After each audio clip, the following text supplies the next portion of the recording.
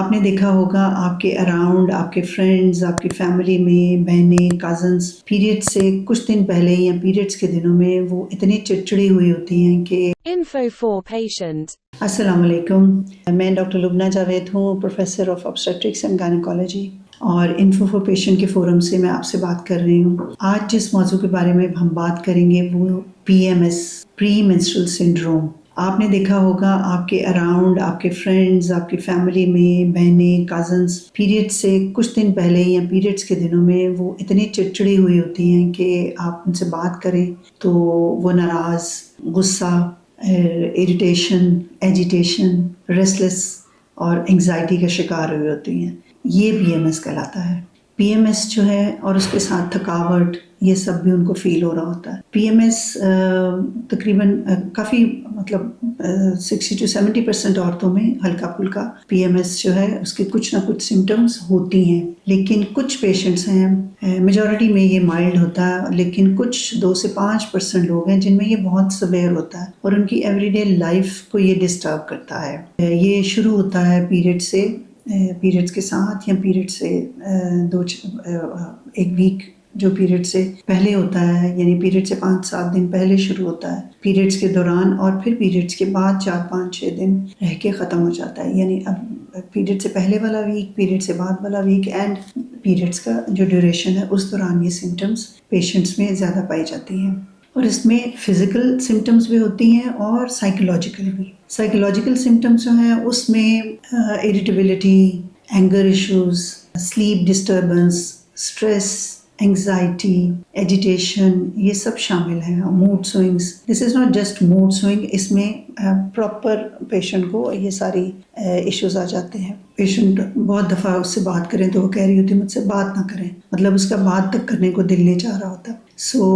یہ اس کی سائیکولوجیکل یا ایموشنل اسپیکٹ ہے۔ دوسری طرف کچھ باڈیلی سمٹمز بھی ہوتی ہیں جس کو ہم فزیکل سمٹمز کہتے ہیں۔ اس میں ہیڈ ایک، بریسٹ کا ہیوی ہونا، پین ہونا، بلوٹنگ، ایون رنگز ٹائٹ ہو جاتی ہیں، اور aches and pains in the rest of the body also, pelvis میں پین، یہ چیزیں بھی شامل ہیں۔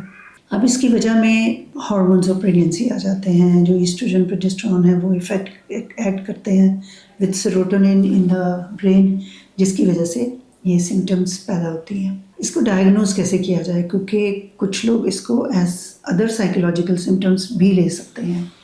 ایک ڈیٹیل ہسٹری جب لی جائے گی تو اس سے پتہ چلے گا کہ یہ اراؤنڈ دا پیریڈ والا جو ٹائم ہے اس میں پیشنٹ کو یہ پرابلمس ہوتی ہیں۔ اس سے یہ رول آؤٹ ہو جاتا ہے کہ پیشنٹ کو کوئی ادروائز سائیکیٹرک ایشو نہیں ہے، دس از دا PMS۔ اور لیکن کیونکہ اس کو باقی باڈیلی سمٹمز بھی، تھکاوٹ اور ریسٹلیسنس، سلیپ ڈسٹربنسز یہ ہو رہے ہوتے ہیں، تو ہم چاہتے ہوتے ہیں کہ اس کے کچھ بیس لائن ٹیسٹ کرا لیے جائیں تاکہ اگر کوئی اور پرابلم ہے تو وہ رول آؤٹ ہو جائے۔ اس میں تھائرائڈ کے ٹیسٹ، جگر کے ٹیسٹ، بلڈ کاؤنٹس اس کے، اور شوگر لیول، اور ایک پیلوک الٹرا ساؤنڈ شامل ہیں۔ یہ ری ایشورنگ ہوں گے کہ ادروائز کوئی ایشو نہیں ہے، یہ صرف PMS ہی ہے۔ اب اس کا ٹریٹمنٹ کیسے کیا جائے؟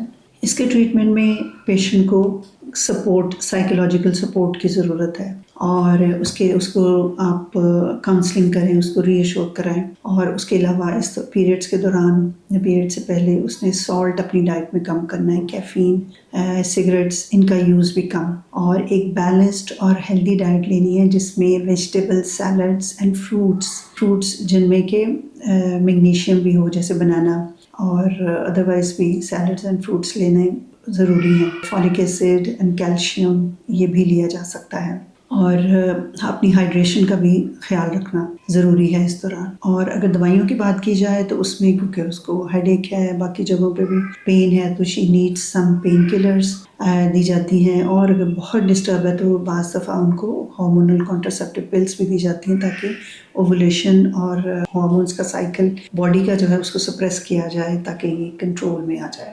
اور اس کے علاوہ کچھ ڈرگس ہیں جو کہ SSRIs کہلاتی ہیں، وہ بھی ایسے کیسز میں یوز کی جاتی ہیں۔